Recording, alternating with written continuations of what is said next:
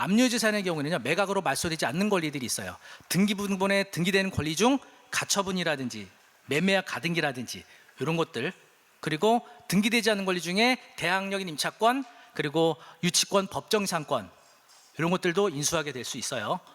그래서 이런 권리를 인수하게 되면 소유권을 상실하거나 소유권 행사에 제한을 받거나 추가적인 비용이 발생하거나 이런 부분이 생긴다는 겁니다. 그래서 입찰 전 제3명세서 기타 다른 서류를 통해서 잘 해내시는 게 되게 중요하고요. 그리고 신탁재산은 압류재산에 비해서 굉장히 좀 심플합니다. 신탁 등기 전후가 기준이에요. 등기부등본에 보면 신탁 등기된 그 설정 일자가 있죠. 이거보다 먼저 설정된 권리나 대항력을 갖춘 임차인은 낙찰자가 승계해요. 신탁재산은 매매입니다, 여러분. 매매로 사는 거예요. 임차인이 살던 아파트를 내가 낙찰받았어요. 매매로 임차권 승계하는 겁니다. 아시겠죠? 근데 신탁 등기 후에 전입신고하고 돈 임차인은 신탁에서 동의를 받았을 때만 승계해요. 신탁 등기 이후에 신탁에서 동의받지 않으면 승계하지 않는다는 거죠. 이게 가장 핵심인 거예요. 자, 요거 권리분석 잘못해서 입찰보 좀 날린 사례인데, 서초구 내곡동 포레스타라는 건데, 자 보세요. 12억짜리 시세가 감정가 9억대였는데 2번이나 유찰이 됐어요. 그래서 누군가가 낙찰받아 갑니다. 자, 결과 보시면은 경쟁률이 5명 나와서 8억 8,500을 써요. 근데 대금을 미납합니다. 근데 입찰가 보시면은 최저가보다 엄청 높이 써요. 근데 이분이 8억 8,500 쓴 이유가 있어요. 결국은 대금을 미납하게 되면 어떻게 되죠? 입찰 보증 7,640만 원 돌려받지 못하죠. 다시 재공매합니다.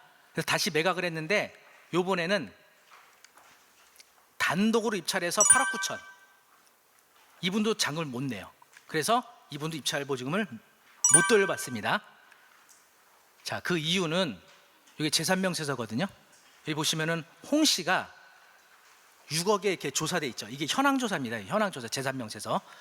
그런데 다음 페이지 보시면 이분이 배분 요구를 안 했어요. 법원 경매 배당 요구하고 비슷한 개념이거든요. 배분 요구를 안 했는데 여기 보시면 전세권 설정한 이모 씨가 있는데 이분도 전세권을 6억을 설정했어요. 이 두 사람은 어떤 관계일 것 같아요? 이건 부부일 가능성이 있죠. 전입신고는 홍 씨가 했고요.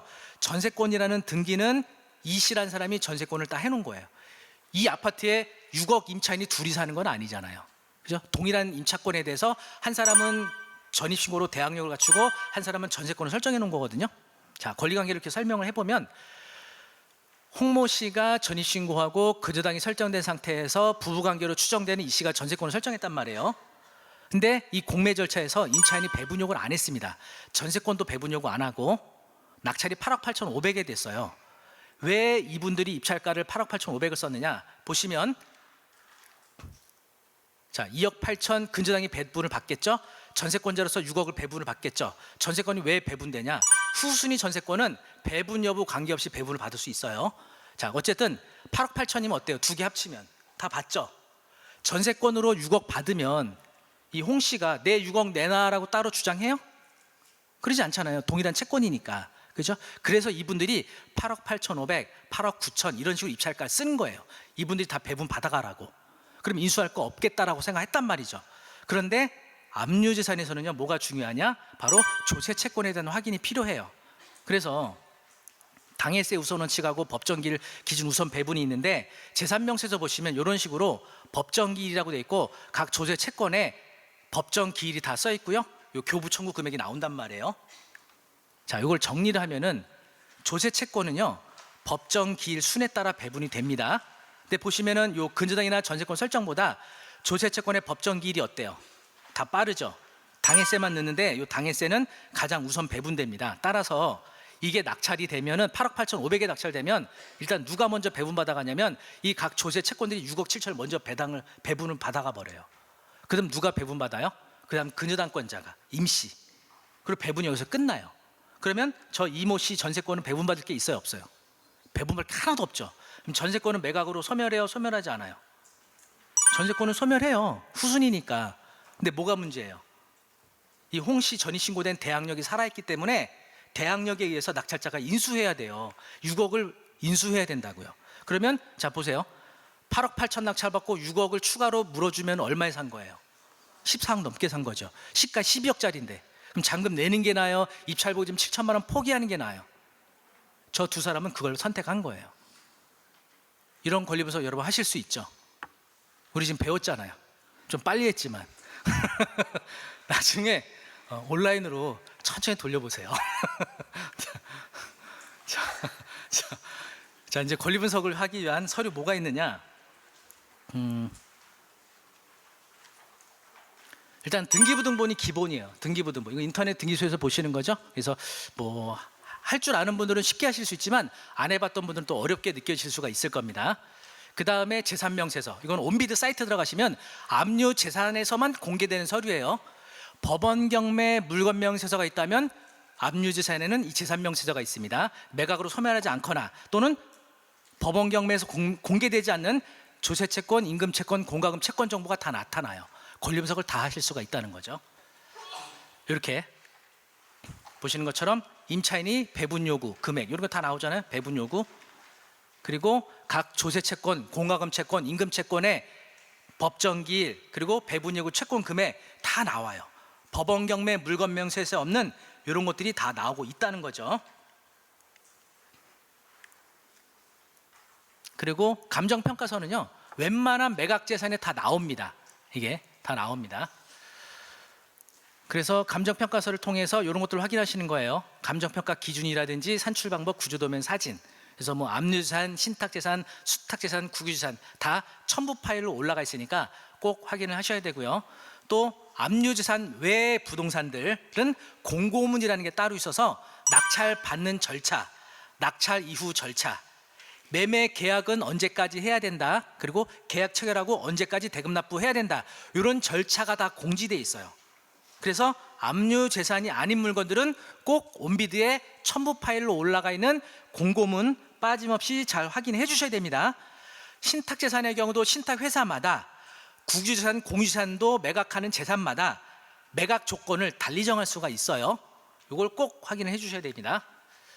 자, 그리고 전입세대 확인서라는 건데 사실은 경매하시는 분들이나 공매하시는 분들이 이거 되게 소홀히 하시는데, 왜냐하면 사설 사이트 가시면 이렇게 스캔돼서 다 올라가 있기는 한데 여러분 요거 직접 하시는 습관을 좀 들이는 게 좋아요. 지금까지 우리가 알아봤던 서류들은 다 인터넷 열람 발급이 되는데 요것만 유일하게 인터넷 열람 발급이 안 됩니다. 이건 직접 주민센터를 방문하셔야 돼요. 그래서 귀찮아서 잘 안 하려고 그래요. 근데 주거용 부동산은 굉장히 중요하거든요. 전입세대 확인서. 원래는 제3자의 거주하는 부동산에 대해서 남의 집 전입세대 열람 확인을 못 합니다. 근데 주민등록법 29조 2, 2항 3호 감옥에 보시면 경매에는 공매도 포함한다고 보죠. 경매 참가자는 예외적으로 열람할 수 있도록 하고 있어요. 가실 때 공매 사이트 그 출력물 인쇄해 가셔야 돼요. 그리고 신분증 들고 가셔야 됩니다. 주민센터에 가시면 이런 양식이 있어요. 이게 최근에 바뀌었습니다. 예전 거하고 좀 바뀌었거든요. 여기다가 여러분 인적사항하고 주소만 쓰시면 돼요. 그러면 이런 전입세대 확인서를 발급받는 거예요. 이게 2023년도 1월에 개정된 서식인데 그 이전에는 조금 달랐을 거예요. 가로 형식이었거든요. 근데 이번에 개정된 건 세로 형식이에요. 그래서 과거의 전입세대 열람은 이름이 성만 나오고 뒤에 이름은 비공개 처리했었거든요. 근데 새로 개정된 서식에 따르면 여기 제가 공개되는 자료이기 때문에 비공개 처리했지만 실질적으로는 이게 이름 세 글자가 다 공개되도록 되어 있습니다. 자, 그걸 왜 보냐면은 대항력 권리 분석을 위해서 보는 거예요. 자, 그러면 이번에 실제 낙찰했던 사례를 좀 몇 개 소개해드리면, 자, 연예인 사례입니다. 실제 연예인 사례. 신사동 인근에 있는 상가 건물인데 이게 아버지가 돌아가시면서 자녀들에게 상속이 됐는데 그 상속인들 중 일부가 세금을 못 내서 나온 압류재산 공매였어요. 85%에 해당하는 지분만 공매로 나온 거였거든요. 감정가 34억이었고 전체는 한 50억 정도 하는 거였습니다. 자, 여기 신사역, 여기 위에가 가로수길이고요. 바로 여기입니다. 위치 어때요? 좋죠? 네, 좋죠. 자, 이런 게 이제 몇 번 나올 텐데 여러분 요거 유찰되는 금액이 나올 때 여러분이 내가 저 금액을 입찰해야겠다라는 생각이 들면 이거 스톱을 하세요. 계속 유찰이 되거든요. 이게 왜 중요하냐면 이 타이밍을 못 잡으면은 맨날 다른 사람이 낙찰받은 거 구경만 하는 거예요. 여러분이 타임을 잘 잡으셔야 되죠. 자, 감정가에서 한번 유찰이 됩니다. 스톱하실 분 없어요? 계속 떨어지고 있는데 스톱 안 하세요? 뭐 이거 한 1,000원에 주술라 그래요 지금? 대한민국이 그런 나라가 아니에요. 자, 어쨌든 이렇게 유찰이 많이 됐는데 보시면 2명이 응찰해 갖고 30억에 낙찰 받았어요.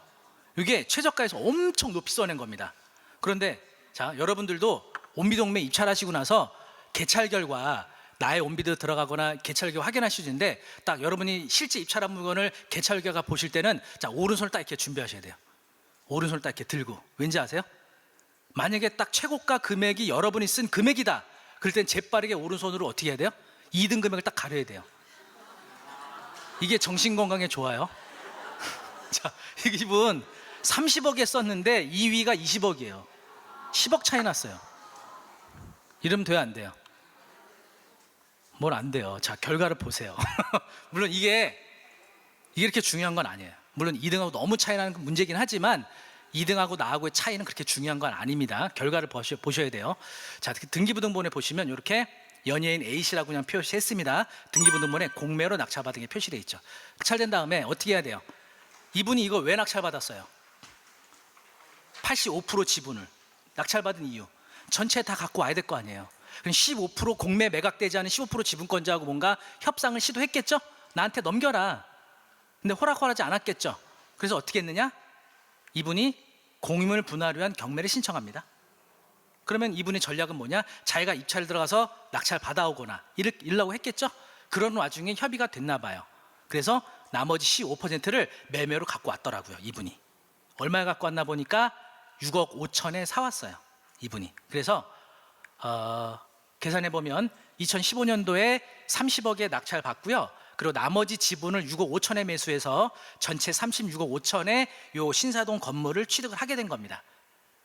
전체 50억 정도니까 한 13억 정도 싸게 산 거예요. 어때요?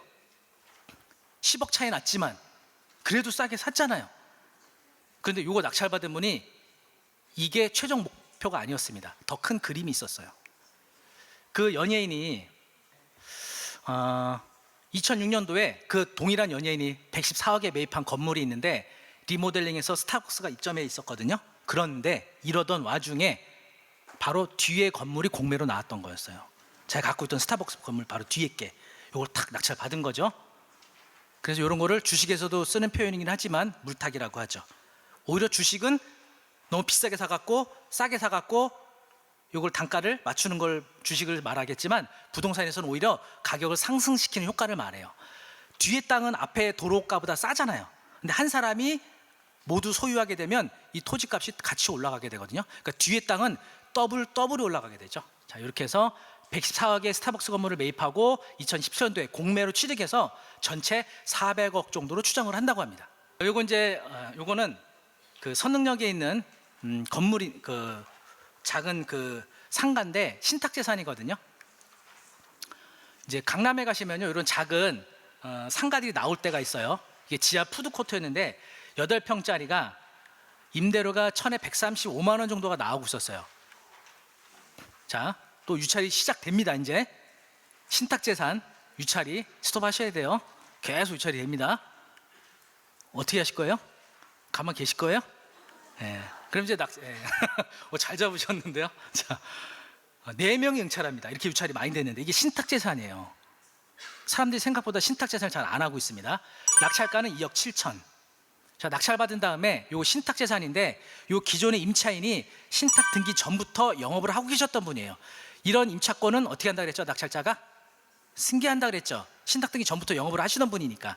그죠? 그래서 이건 명도할 필요가 없어요. 가서 그냥 인사하는 거예요. 제가 이번에 새롭게 낙찰받은 소유자입니다. 그리고 승계 계약서 쓰시고 여러분 계좌번호 알려주세요. 그러면 그달부터 바로 여러분한테 입금이 되는 겁니다. 명도 안 해도 되죠.